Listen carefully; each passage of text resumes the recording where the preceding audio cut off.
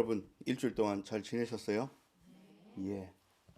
오늘 사순절 첫째 주일입니다.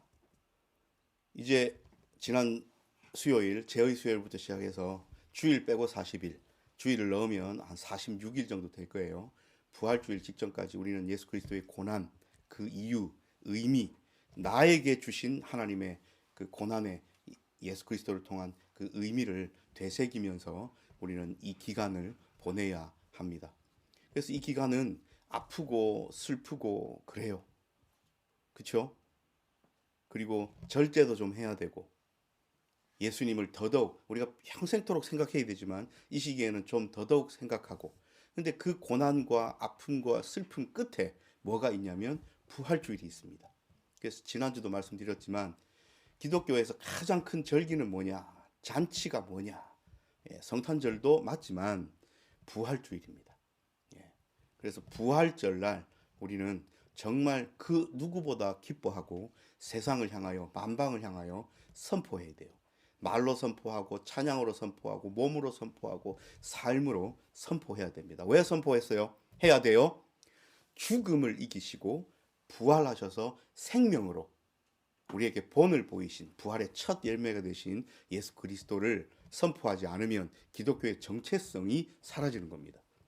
그래서 그 부활로 나아가는 데 있어서 예수님의 전제가 뭐냐면 죽으셔야 하는 거예요. 예수님의 죽음이 있어야 부활이 있죠. 그럼 이 죽음이 왜 중요하냐?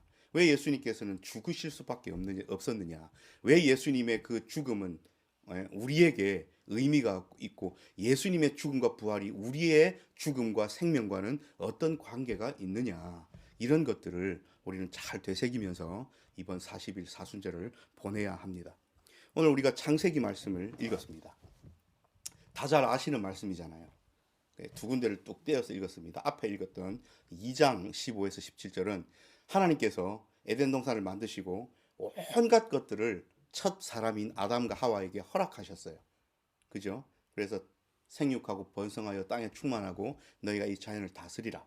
여기서 다스리는 위에서 군림하고 마음껏 쓰고 하라는 것이 아니라 하나님의 마음을 품어서 잘 관리하고 함께 하나님의 피조 세계를 아름답게 꾸려나가는 것이 여러분 다스림의 원래 의미입니다. 그래서 아담과 하와에게 이것을 맡기셨는데 하나님께서 딱 하나 금지시켜줬어요. 그게 뭐냐면 선악을 알게 하는 동산 중앙에 있는 나무의 열매는 먹지 말라. 그것을 먹는 날에는 너희가 반드시 죽으리라. 오늘 2장 15에서 17절 말씀에 이야기하셨습니다. 잠시 짚고 넘어가자면 여러분 선악을 안다는 것은 인생을 살아가는 데 있어서 모든 지혜와 지식을 안다는 거예요. 인간이 살아가는데 내가 이렇게 살아가고 하는데 여러분 진짜로 인간들과의 관계 속에서 안 그러면 돈을 버는 것 이게 경제 활동 속에서 하여튼 인간이 이렇게 살아가고 삶을 길면 90년 뭐 짧으면 한 몇 년 이 100년 남짓 되는 삶을 살아가면서 내 머리를 굴리고 지혜를 해서 이렇게 살아가는 방법들을 습득할 때에 여러분 선한 방법만 씁니까? 그러지 않잖아요. 시기하고 질투하고 머리 돌리고 그죠? 악한 방법도 동원한단 말입니다. 그래서 선악을 안다는 것은 내 삶을 꾸려나가는 데 있어서 모든 지식을 다 습득한다는 건데 그렇게 되면 누가 필요 없어져요? 하나님이 그 인생에서는 필요 없게 되는 겁니다. 그러면 선악을 알게 하는 나무의 열매를 먹고 싶다는 것은 다시 말하면 궁극적으로 내가 하나님 되고 싶다는 거예요. 내가 내 인생에 있어서 적어도 내가 막 다른 사람에게도 내가 신이 되어서 막 이리 간다는 것이 아니라 내 인생에 있어서 나의 하나님은 나다 라고 인정한다는 거예요. 이게 선악을 알고 싶어 하는 거예요. 하나님께서 그걸 금지시키신 겁니다. 하지 말라. 왜요? 창조주이시고 아버지이신 하나님이 나는 끝까지 너희랑 함께 있고 싶다는 거야. 이 아들아 딸아 이 말씀이에요. 그런데 우리가 3장 뒷부분을 읽었을 때는 여러분 다 아시는 말씀이니까 오늘은 이렇게 하나하나 안 짚습니다. 하와는 뭐라 그래요? 하나님이 하시지 않은 말씀을 덧붙여요. 하나님은 너희가 그것을 먹는 날에는 반드시 죽으리라. 이게 하나님의 명제인데 하와는 뭐라 그럽니까? 보지도 말고 만지지도 말고 없는 말을 만들어내요. 그리고 뒤에는 뭘까 합니까? may die. 죽을까 하노라. 죽을 수도 있다. 하나님은 must die인데 반드시 죽으리란데 하와는 약간 애매하게 만들어요. 죽을까 하노라. 근데 여기서 사탄 마귀는 한술 더 뜹니다. 너희가 결코 죽지 아니하리라. 그래서 오늘 제목이 죽으리라 죽지 아니하리라 라고 물음표를 붙인 거예요. 여러분, 하나님과 인간과 사탄 요 3자의 말이 다 달라요. 자, 이럴 때 우리는 어떻게 해야 되나? 아담과 하와는 지금 결정장애입니다. 먹고 싶은데, 궁금한데, 그리고 뭔가 저걸 먹으면 무슨 일이 일어날 것 같은데, 하나님은 먹지 말라 했고 죽는다 하셨고, 사실 죽는다는 것이 무슨 얘기인지 잘 몰라요. 경험을 안 해봤기 때문에. 우리는 알아요. 내가 경험을 안 했을 뿐이지 이미 우리는 태어나서 20년, 40년, 50년 살면서 죽음을 맛본 사람들을 보고 있잖아요. 간접적이든 직접적이든. 그래서 이 죽음이 뉴스의 교통사고든 이번에 보면 튀르키예 지진이든 끔찍하고 무서워요. 나는 저 대상에 속하고 싶지 않아요. 인간은 다 죽음을 피하고 싶어요. 그죠? 죽기 싫어서 진나라의 시 황제가 불로초를 찾으러 보내고, 이 인간들은 다 죽기 싫은 거예요. 근데 하나님께서 반드시 죽으리라. 아담과 하와는 죽음이 뭔지도 모르는데, 근데 어쨌든 뭔가 무서워 보이고 끝이 있을 것 같은 느낌이 든다는 말입니다. 그런데 이때에 사탄 마귀가 그 결정에 결정적인 도움을 줍니다. 그죠? 먹을까 말까, 먹을까 말까. 결정장애 속에 있는데, 하나님이 죽으리라 하셔서 겁도 좀 나고, 이게 근데 먹고 싶고, 먹음직도 하고, 보암직도 하고, 지혜롭게 할 만큼 탐스럽기도 해요. 이거 먹으면 뭔가 일이 일어날 것 같아요. 어쩔까? 근데 하나님 명령은 있어요. 이렇게 결정장애 속에서 결정적인 결정을 하도록 사탄이 도와요. 줄지 아니하리라. 그냥 이 말에, 그리고 하나님처럼 눈이 밝아져 선악을 알게 한다. 그냥 이 말에 홀랑 넘어가서 먹어버립니다. 자, 여러분, 뱀이 이야기한 것은 뭐예요? 죽지 아니하리라 라는 이 뱀의 말은 참입니까? 거짓입니까? 거짓이죠. 거짓이죠. 그래서 뱀의 말을 듣는 순간 아담과 하와는 죽음이 이들의 삶과 운명을 감싸 안고 휘감아 버렸어요. 그들의 죽음에 대한 결정은 우리의 죽음을 결정지어 버렸습니다. 만약 그 일이 없었다면 하나님께서 우리 생명들에게, 이 피조물들에게 어떠한 생명으로 이어나가게 하셨을지 우리는 모르지만 결코 그것이 죽음은 아니었을 겁니다. 하나님이 인간을 지으셔서 죽여버리려고 짓지는 않으셨다는 거예요. 여러분, 이걸 우리가 꼭 기억해야 됩니다. 그래서 아담과 하와가 죽지 아니하리라라는 사탄 마귀의 말을 들어버리고 반드시 죽으리라는 하나님의 말씀에 순종하지 않은 결과는 뭡니까? 우리의 죽음이 되는 거예요. 우리가 죽을 수밖에 없는 존재로 변해버린 거예요. 우리의 존재가 바뀌어버립니다. 그리고 그것으로 끝납니까? 지금 사순절 첫째 주일이에요. 그렇게 결정된 죽음이라는 운명은 누구까지 옵니까? 예수 그리스도께까지 와서 예수님이 죽어야 하는 사태가 벌어지는 거예요. 순종만 했으면 죽지 아니할 인생을 죽음으로 내몬 거짓의 아비 사탄. 반드시 죽을 것을 아셨고 결국 그 일이 일어났지만 그 죽음을, 그 자녀의 끝을 그 죽음 그대로 내버려 두실 수 없어서 독생하신 아들을 보내셔서 대신 죽게 하신 아버지의 그 결정. 그 사이에서 우리는 오늘도 살아갑니다. 여러분, 이 말을 들으면 옛날 우리가 셀 수도 없는 태초에 아담과 하와라는 첫사람들이 살았던 그 옛날 일로 생각하면 안 돼요. 방금 말씀드렸지만 오늘도 우리를 끝까지 살게 하시려고, 우리를 이 죽음에서 끄집어내 주시려고 애쓰시면서 역사하시는 하나님과, 그래서 참 말을, 진정한 진리를, 진실을 이야기하시는 하나님과 아직도 우리 곁에서 안 죽는데 결코 죽지 아니하리라라고 달콤한 말로 유혹하여 우리를 실제로는 죽음으로 내모는 사탄과 그 사이에서 결정을 할 수 없어서 결정장에서 어디다가 순종하며 살아갈까 헷갈리면서 살아가는 인생을 오늘도 우리는 살아가고 있는 거예요. 인생을 살아가면요, 너희가 이 일을 하면 반드시 죽을 거야. 때로는 무섭고 부정적이고 절망적인 하나님의 음성하고, 절망적인 하나님의 음성하고, 요 부분만 탁 떼면 김덕기 목사 설교가 이상해지겠죠. 근데 여러분 잘 들어보세요. 반드시 죽으리라는 말씀은 내용만 보면 부정적입니다. 절망적이고 무서워요. 그죠? 근데 사탄의 말은요, 너희가 죽지 아니하리라.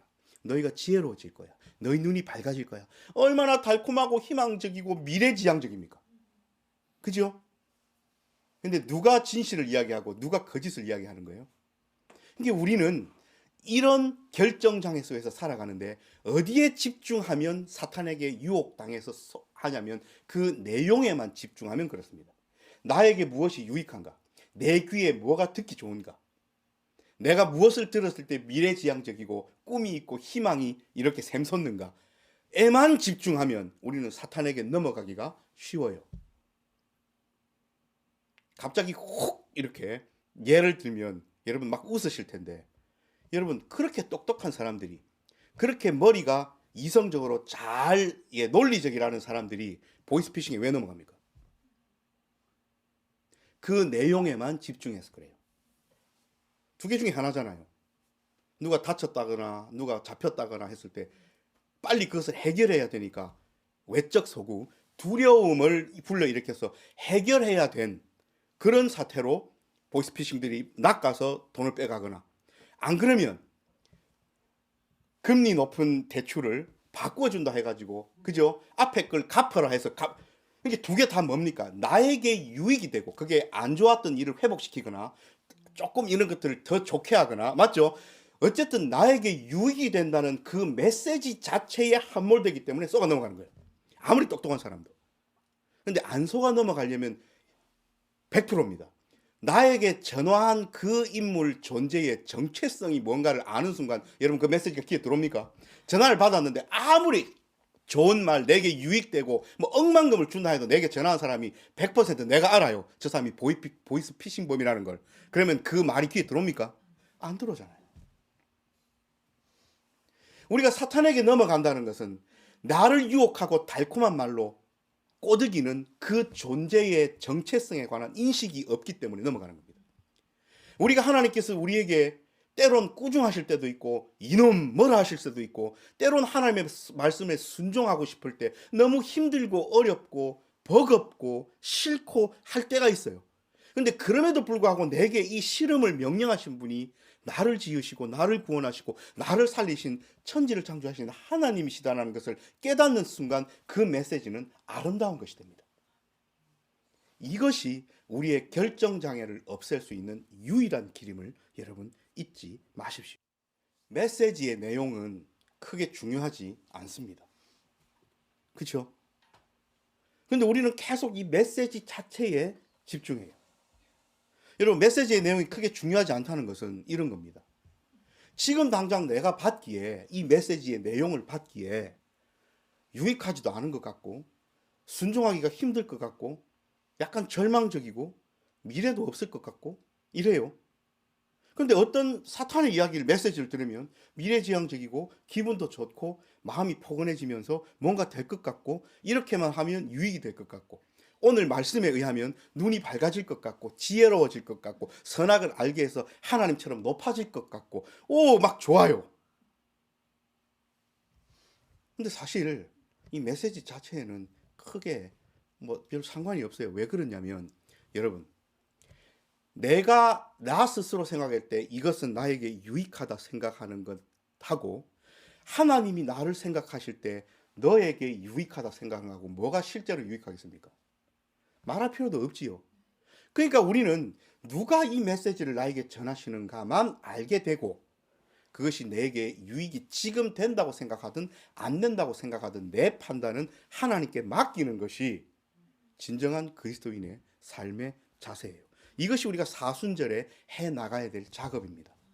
사순절에 끊임없이 내 삶에 어떤 사람을 통하여서든 뉴스를 통하여서든 내 삶의 어떤 나아가는 상황을 통하여서든 무엇을 통하여서든 하나님께서는 우리에게 말씀하셔요. 내게 말씀하시는 상황과 사람과 관계와 말들과 여러 가지 예배와 이런 하나님께서 내게 말씀하시는 것 중에 하나님께서 내게 말씀하신다는 것을 알려고 애쓰는 자만이 하나님의 진정한 메시지를 받을 수 있고요. 그 메시지가 내게 현재 생각할 때 유익이 되든 유익이 되지 않는다고 생각하든 그것은 하나님께 맡기면 됩니다. 그러므로 여러분, 사탄 마귀가 우리가 생각하는 무서운 모습, 영화를 하도 많이 봐가지고요, 뭐 뿔 달리고 막 이렇게 막 좀비처럼 끔찍한 모습으로 우리가 그냥 사탄 마귀는 저럴 것이다 라고 생각해서 만들어낸 상상 속의 어떤 그런 존재 같은 모습으로 뿅 나타나가지고 우리한테 억지로 달콤한 말을 해요. 듣겠습니까? 안 듣죠. 근데 사탄은 결코 우리에게 그런 모습으로 나오지 않습니다. 가장 매력적인 모습으로, 가장 좋은 모습으로.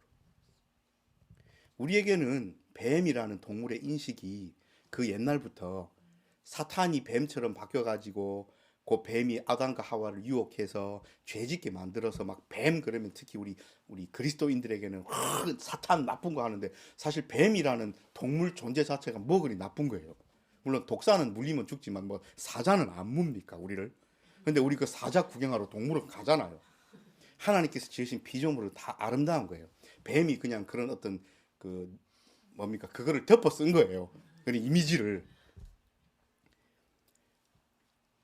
바꾸어 말하면 우리에게는 그런 인식과 이미지가 있지만 아담과 하와에게 뱀이 나타났다는 것은 하나님이 만드신 존재 중에 동물 중에 가장 덜 위협적이고 아름다웠고 친밀했다고 생각할 수는 없겠습니까? 그죠? 위협적인 곰이나 막 호랑이, 사자가 왁 나타나가지고 덩치도 이만한 놈이 선악과를 따먹으면 지혜로워지니 먹어라 결코 죽지 아니야 하는 거 하고 피부도 맨들맨들하게 만져도 부드러운 예? 제가 그 캄보디아 가가지고 뱀을 한번 목에 이렇게 감아봤는데 사진도 있는데요. 예. 역시로 따뜻하고 부드럽습니다. 예. 저는 그랬다고 생각해요. 아담과 하와를 유혹할 때 이 뱀이라는 존재가 그렇게 막 터붓이 되거나 싫거나 지금 우리가 생각하는 만큼 와 뱀이다가 아니라 함께 살아가는 데 있어서 가장 아름다운 존재, 가장 친밀하고 함께하면 좋았던 존재였지 않았을까. 그러니까 사탄은 그런 모습으로 우리에게 다가와서 진정한 하나님의 말씀이 아닌 그릇된 거짓의 메시지를 전하여 우리를 유혹합니다. 그래서 여러분, 죽으리라 는 말씀을 들으면 기분이 안 좋아요. 네 죽을 거야 하는 말이 뭐가 기분이 좋습니까? 그런데 오늘 하나님께서 아담과 하와에게 그것을 먹는 날에는 너희가 결코 죽으리라, 반드시 죽으리라 하신 그 죽으리라는 메시지 속에는 뭐가 담겨 있어요? 나는 너희가 죽지 않고 끝까지 살아있기를 바란다는 사랑의 메시지가 담겨 있다는 거예요. 맞죠? 너희가 그것을 먹는 날에는 결코 죽지 아니하리라는 사탄의 메시지 안에는 뭐가 들어있어요? 나는 너희를 만든 창조주왕 끝까지 살아있는 걸 원치 않아 죽어버렸으면 좋겠어 가 담겨 있는 거예요. 우리는 표면적인 메시지에 속으면 안 됩니다. 우리는 무엇을 따르며 살 것이고 어디에 귀 기울이며 이 사순절에 살겠습니까? 여러분 어떻게 살려 합니까? 죽으리라는 메시지에 담겨있는 사랑의 속내를 알지 못하여 결국 죽음의 길을 선택해버린 나머지 하나님은 또 다른 결단을 하셔야 해요. 내 자녀가 죽음을 결정했잖아요. 근데 내 자녀가 죽는 것은 끝까지 바라지 않으셔서 아들 예수가 이 땅에 우리를 대신하여 죽으러 오셨습니다. 이것을 묵상하고 기억하고 생각하는 기간이 우리에게 또 2023년 한 해 가운데 주셨어요. 이 기간이 임했어요. 여러분 사순절 기간 동안 나는 누구에게 귀를 기울일 것인가? 어떤 메시지가 아닙니다. 누구에게 귀를 기울일 것인가를 깊이 생각하면서 예수 그리스도의 십자가 앞에서 살아가는 우리의 사순절 기간 특별히 사순절 첫째 주일이 되시기를 하나님께서 간절히 바라고 계십니다. 기도하겠습니다.